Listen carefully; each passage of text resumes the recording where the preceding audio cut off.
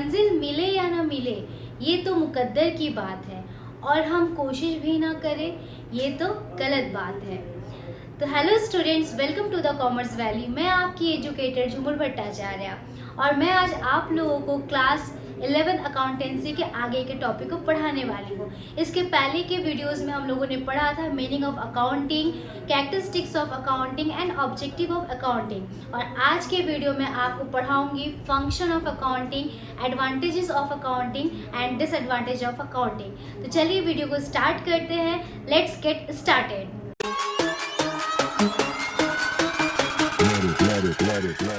तो देखते हैं आज की वीडियो का first topic function of accounting. तो इसके अंदर पहला पॉइंट आएगा to maintain complete and systematic record. Accounting का फंक्शन क्या होता है, अकाउंटिंग का काम क्या होता है? तो पहला काम, जो भी फाइनेंशियल ट्रांजैक्शंस बिजनेस में हेल्ड होते हैं उनका सिस्टमैटिक तरीके से कंप्लीट रिकॉर्ड मेंटेन करना पहला अकाउंटिंग का यहाँ पे फंक्शन होता है। क्लियर है? अब सेकेंड यहाँ पे फंक्शन देखेंगे टू प्रिपेयर फाइनेंशियल स्टेटमेंट। तो ये क्या करता है, अकाउंटिंग हमारे फाइनेंशियल स्टेटमेंट को बनाने में बहुत ही हेल्प करता है। Without accounting we can't prepare financial statement. So ये बहुत इंपॉर्टेंट है। अगर आपने अकाउंटिंग करके रखा हुआ अपने बिजनेस का, फाइनेंशियल स्टेटमेंट बनाना बहुत ईजी टास्क हो जाता है। थर्ड होता है, जैसे ही हम लोग स्टेटमेंट बना लेते हैं अपनी कंपनी का at the end of year, then हम उस रिजल्ट को उसके वेरियस पार्टीज के साथ कम्युनिकेट करते हैं या उन्हें वो इंटरप्रिटेट करते हैं। अब वेरियस पार्टीज क्या होते हैं? वेरियस पार्टीज जो हमारे बिजनेस में डायरेक्ट या इनडायरेक्ट तरीके से इंटरेस्ट रखते हैं, जैसे government, bank, financial institutions, supplier, consumer, debtor, creditor, ये सारे वेरियस पार्टीज होते हैं जो हमारे बिजनेस में इंटरेस्ट रखते हैं। तो इन्हें at the end of year अपने बिजनेस का इंफॉर्मेशन देना होता है। तो थर्ड फंक्शन हो जाएगा to communicate the financial result to various parties. तो ये इसके वेरियस पार्टीज के साथ कम्युनिकेशन करता है। अब फोर्थ यहाँ पे फंक्शंस हो जाएगा to protect the assets of business. अगर हम अकाउंटिंग किए हैं तो हम अपने एसेट्स का प्रोटेक्शन बहुत अच्छे से कर सकते हैं। अपने पास एसेट्स दो टाइप के होते हैं, एक करेंट एसेट्स होता है और एक नॉन करेंट एसेट्स होता है। अकाउंटिंग प्रॉपर तरीके से रिकॉर्ड्स करता है एसेट्स के टाइप्स को, एसेट्स का अमाउंट, सारा कुछ रिकॉर्ड करता है। और यही रिकॉर्डिंग मैनेजर्स को हेल्प करता है कि एसेट्स को किस तरीके से कंट्रोल किया जा सके। तो ये क्या होता है कि बिजनेस के एसेट्स को प्रोटेक्ट करता है अकाउंटिंग। नेक्स्ट यहाँ पे आएगा point to provide assistant to management. अगर हम अकाउंटिंग किए रहे होंगे तो हम अपने मैनेजर्स को सारे डिटेल्स दे सकते हैं और मैनेजर अकाउंटिंग के रिजल्ट्स को देख के उससे वो बिजनेस को बहुत अच्छे से मैनेज कर सकते हैं, डिसीजन मेकिंग कर सकते हैं, प्लानिंग कर सकते हैं और बहुत अच्छे से चीज़ों को कंट्रोल कर सकते हैं। और अकाउंटिंग का लास्ट फंक्शन होता है कि अगर हम अकाउंटिंग करके रखे रहेंगे तो बिजनेस में बहुत सारे लीगल रिक्वायरमेंट होते हैं, उस दौरान हम अकाउंटिंग का यूज़ कर सकते हैं। फॉर एग्जांपल, अगर फर्म को टैक्स देना है, इनडायरेक्ट टैक्स पे करना है, जीएसटी पे करना है, तो उस जीएसटी को कितना पे करना है, कितना नहीं करना, उसका डिटेल हमें अकाउंटिंग से पता चल पाएगा, क्योंकि अकाउंटिंग में हमने सारे एंट्रीज को रिकॉर्ड करके रखा हो। तो ये था अकाउंटिंग का फंक्शंस, जिसमें 6 पॉइंट्स है। 6 पॉइंट्स आप अपने कॉपी में राइट डाउन कर लीजिए। पहला है to maintain complete and systematic record, second है प्रिपेयर फाइनेंशियल स्टेटमेंट, थर्ड है to communicate the financial result to the various parties, fourth है to protect the assets of business, and fifth है provide assistant to management, and last है to meet legal requirement. तो अब हम लोग next topic देखते हैं, एडवांटेज ऑफ अकाउंटिंग। तो इसमें फर्स्ट हम देखेंगे कि अकाउंटिंग करने से हमें क्या क्या फ़ायदा होता है, इससे हमें क्या लाभ है अकाउंटिंग करने से। तो पहला जो प्रॉफिट है, आपको एक एडवांटेज देख सकते हो, financial information about business. Accounting के हेल्प से हमको बिजनेस का फाइनेंशियल इंफॉर्मेशन बहुत इजीली गेट हो सकता है, बहुत इजीली हम उसे पा सकते हैं।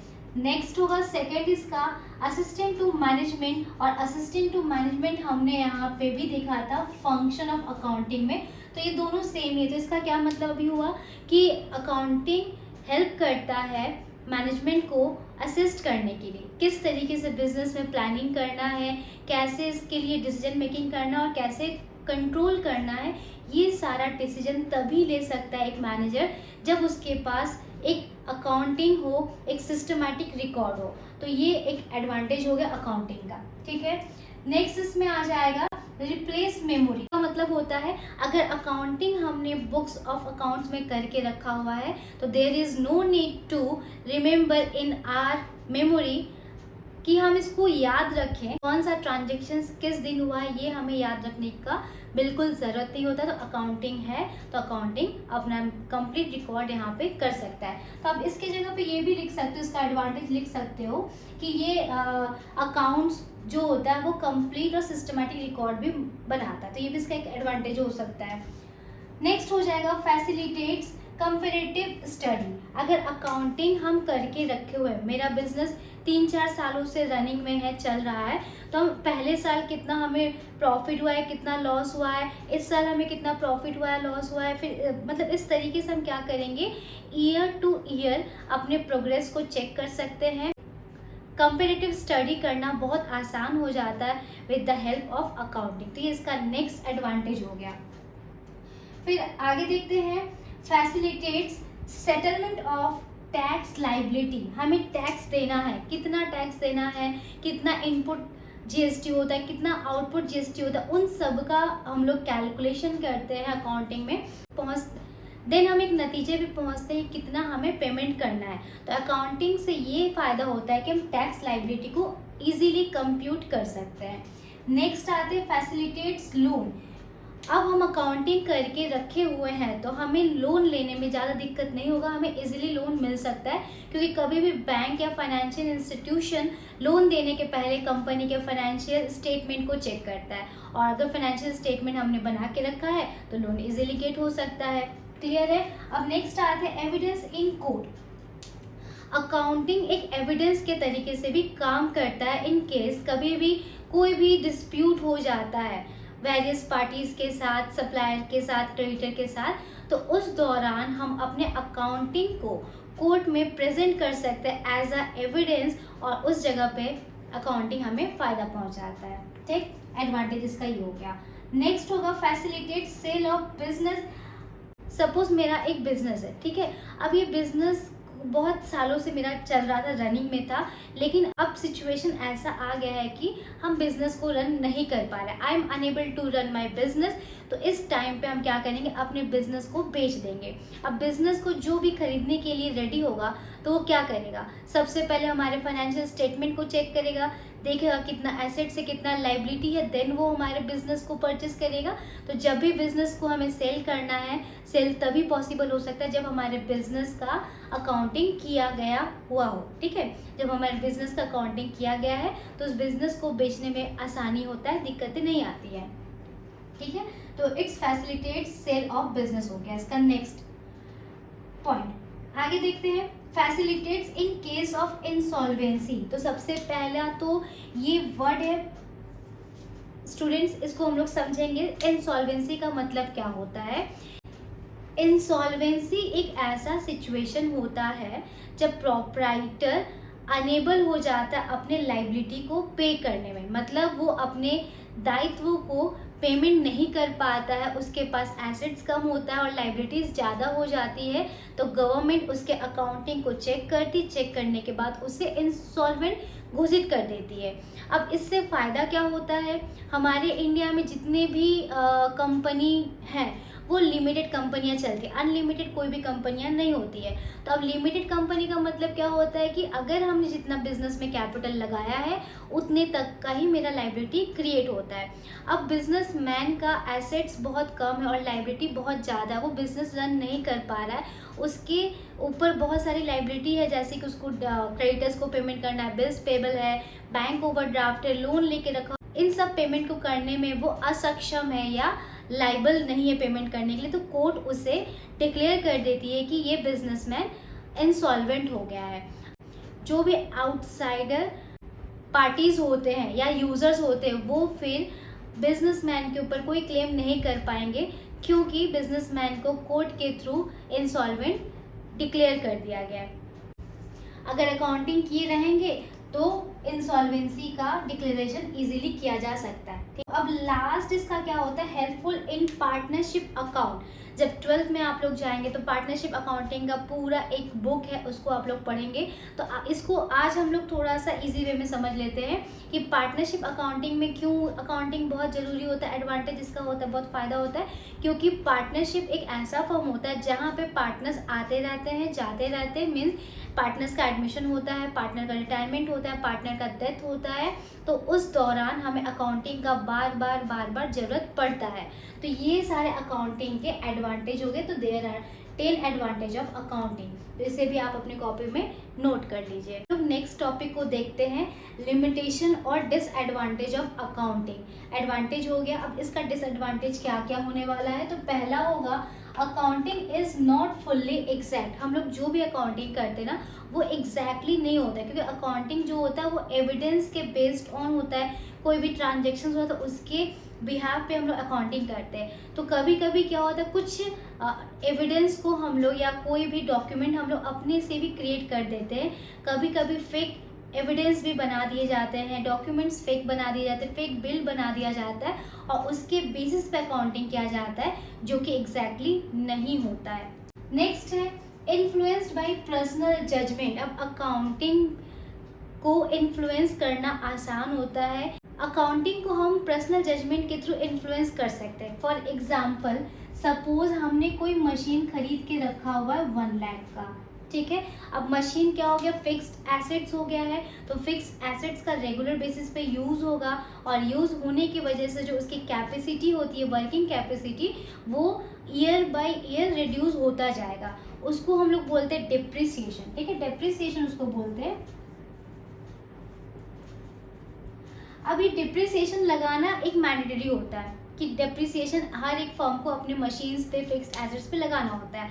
अब कितना लगाना होता है ये फर्म के ऊपर डिपेंड करता है, वो अपने प्रीवियस एक्सपीरियंस के थ्रू लगा सकता है। तो ये हो सकता है कि कोई कंपनी इस पे 10% लगा रहा है, तो कोई कंपनी 15% डिप्रिसिएशन चार्ज कर रहा है, कोई 20%, कोई 25%। अब इससे क्या होता है, इसका मतलब क्या होता है कि हम जितना ज़्यादा परसेंटेज बढ़ा के डिप्रिसिएशन लगाएंगे तो हमारे बिजनेस का प्रॉफिट उतना ही कम हो जाएगा, क्योंकि हम प्रॉफिट में से ही डिप्रिसिएशन को क्रिएट करते हैं।